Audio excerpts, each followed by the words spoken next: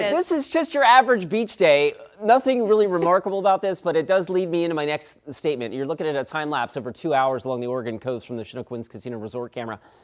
There is a beach hazard statement for the potential for sneaker waves. Those are waves that run up much, much higher than the prevailing surf over the next couple of days. We also have a coastal flood advisory during the changing of the tides on Thursday, and that's significant because well, our next full moon is Thursday, so the tides will be up a little bit as the weather starts to get a little more active as well.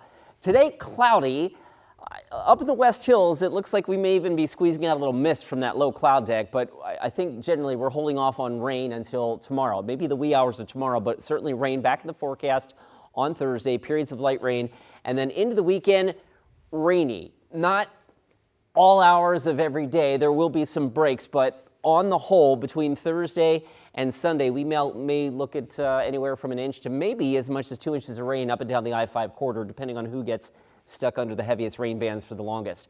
We've got high pressure offshore and a storm system here, or I should say a moisture plume here, that's riding up and over that ridge, and it's just kind of working its way right over the Pacific Northwest this afternoon. And so we've got the clouds up high, the moisture down low as well, which is keeping us just generally damp and generally dreary out there, and that will continue for the rest of today.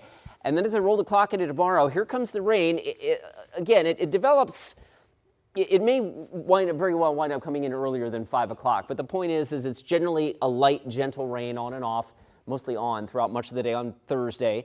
And then I roll the clock into Friday, and you can see again this weather pattern, that moisture plume just kind of streaming from northwest to southeast over the region will keep the west side of the state fairly wet. Between that and the Sunday system, the European model anyway still spits out anywhere from 1 to maybe an inch and a half, 1.5 inches of rain up and down the I-5 corridor, double than that at the coast. And in the Cascades, unfortunately, fairly high snow levels. The snow levels this morning are about as low as they're going to be over the next couple of days. It's 31. If you look closely, you may see a couple of snowflakes falling up at Timberline.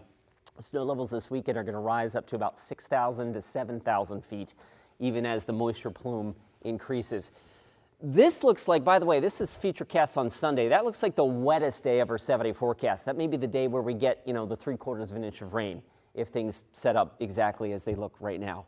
Visible satellite certainly showing we are socked in the cloud cover. It's 43 in Beaverton, it's 44 at PDX, and across the region we're in the mid-30s where we had some areas of freezing fog this morning east of the Cascades.